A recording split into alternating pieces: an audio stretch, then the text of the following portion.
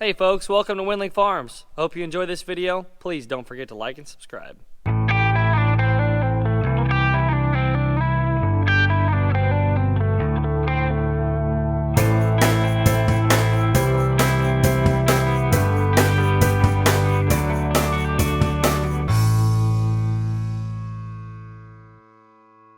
So we're taking a look here at our weather station. We've had 2 tenths of rain this morning. It's been raining on and off. It was pouring down pretty good on my way to the farm this morning. Now it's kind of backed off. I was walking towards that 580 because I needed to take it out and warm it up in front of the shop here because we're gonna do a little oil change. But ooh, a little water bottle on the door. That was from me. Watch this. Ready?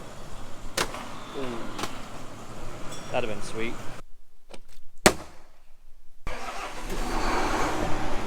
We're gonna start with an oil change, and then we'll move on to the fuel filters, and then air filters, grease it, wash it, get it ready for fall time.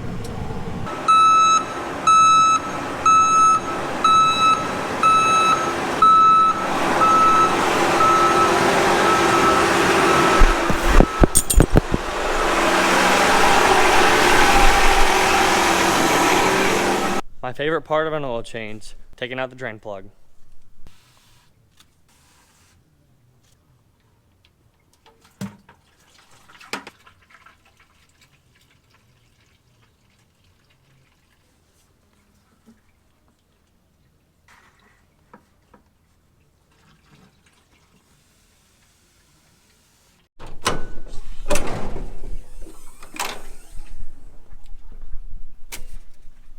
Now I gotta take off this shroud here.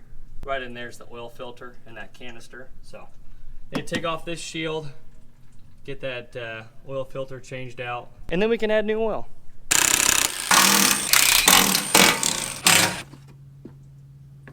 There is a little drain plug here on the bottom of this canister. I still feel like it still makes a little bit of a mess, even if you drain it, but it sure helps a lot. So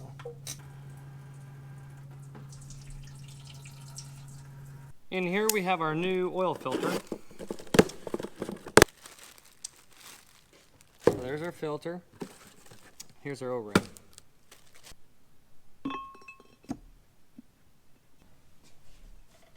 Okay, oil filter's on there. Drain plug's in.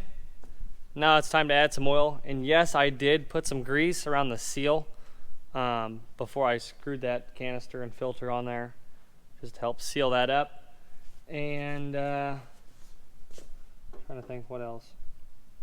Oh, I tightened the bottom of that canister as well, so the oil's not just going to pour out of the bottom of it. So now it's time to add some oil.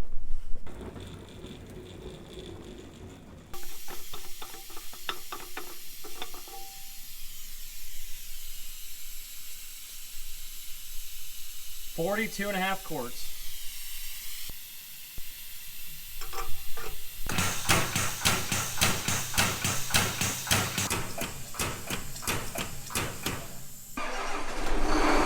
Let all that new oil flow through things, and then we'll check the dipstick.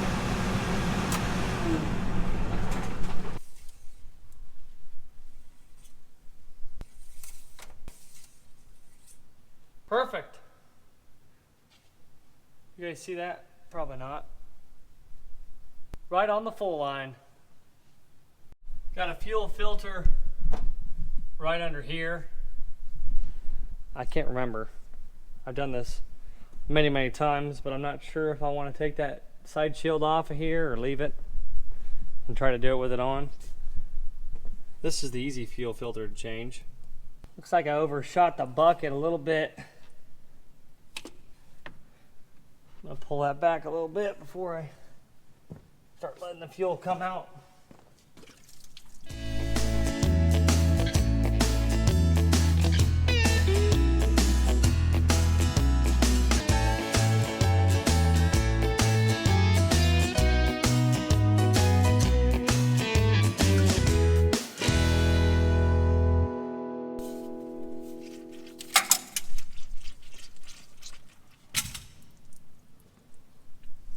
Whoa! Jeez, forgot to shut off the fuel valve.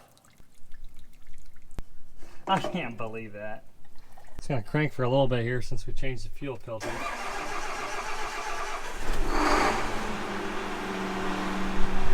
There's a bleeder on the front filter. Unscrew that little bleeder valve. So I had that open. Let the fuel pump run until you see fuel run out of it. So I did that in the front, and then I filled up the back one before I put it on. I'm gonna pull this out here and clean up the floor. So now up next, I'm gonna do the exact same thing to the 470. You guys got to see that whole process, and yeah, I'm just hoping for today to be a little bit cleaner. I know it's never gonna be spotless, but you know, little things like maybe turning off the fuel valve before I take off the filter, that'll work. And trying to think, I really didn't have that much of a mess at all with the oil. I do need to take this outside, get it warmed up before I drop the oil, and it's gonna be a sticky one outside today. So I'm glad I'm in the shop doing this stuff, because it's gonna be 90 degrees, but it's gonna be super humid, so it's gonna probably feel like 110.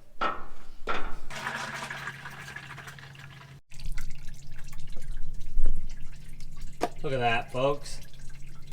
I'm getting way too good at this. Oil's been changed, fuel filters have been changed, and went to go to start it, and battery was dead. Don't know why. Key wasn't left on or anything. So now I got a battery charger on this thing. Puck is flashing on there. Yeah, key's off. Maybe that's why the battery had been drained over time. Still got power to that field view puck. I'll be dang.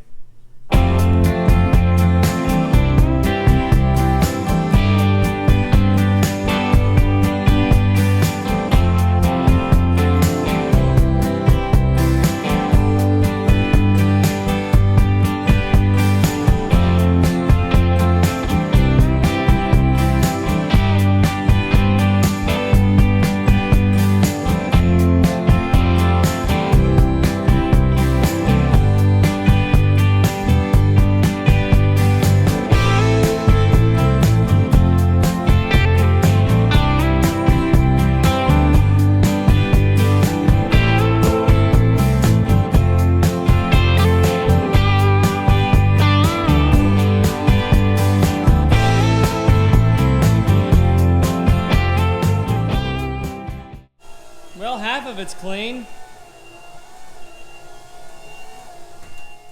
So I'm gonna throw this thing on the charger, let her charge up. Go ahead and soap that side down. Finish this thing up. Yeah, I feel like every time I want to use that Skyjack, it's got about a quarter battery life.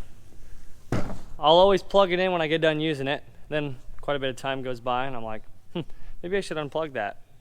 Then it sits for a while, battery slowly drains off.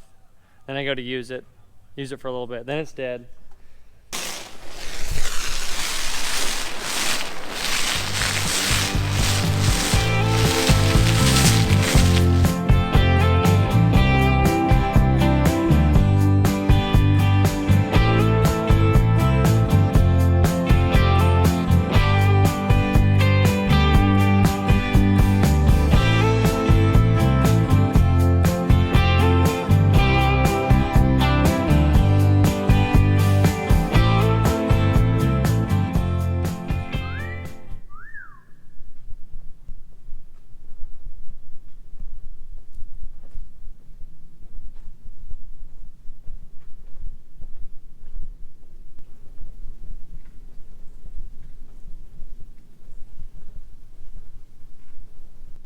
That shiny red sure is beautiful. Holy cow.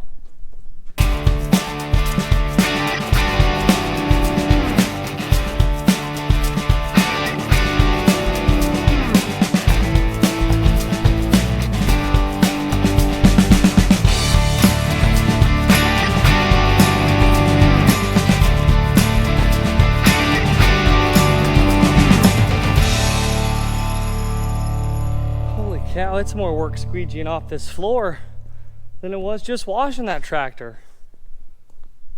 Man, I'm wore out. A buddy of mine came over yesterday, used a stump grinder and took care of 4 of them we had out here. So now we're going around with the backhoe, scooping up all this mulch, and then we'll have to get some dirt and fill in these holes. So like this pile here, there was a stump here in the middle. We had cut down a tree that was dead. And he came in here with a stump grinder and basically just a big wheel machine, and it just chews up that whole stump. Basically makes this pile of mulch. So we'll scoop this up in the backhoe, get rid of it, then you just backfill and plant you some grass seed, and then after a little while it looks like there was never a tree there.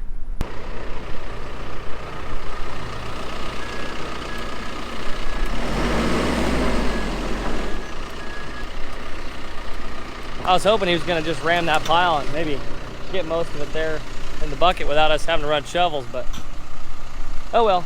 Thought you were just going to ram it and see if you could get most of that in the bucket. Well, I'll wind up filling up that hole. I want to put dirt in it. All right.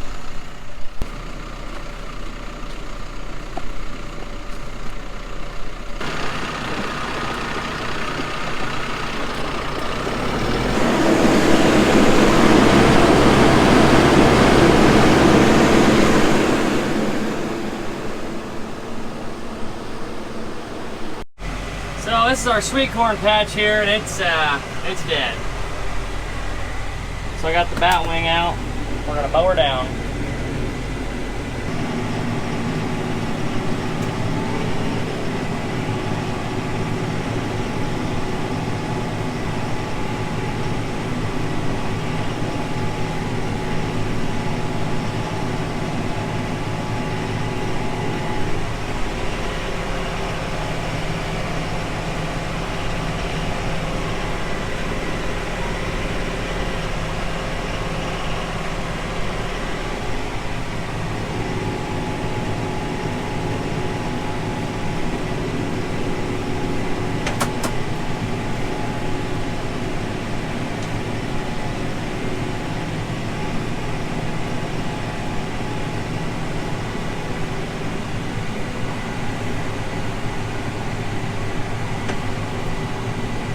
So this sweet corn was planted in late March. It was a really good sweet corn crop. Had some big ears and they were good. This sweet corn here was ripe right after the 4th of July. And usually after it ripens up, you got about, I don't know, 2 weeks, maybe even a little longer.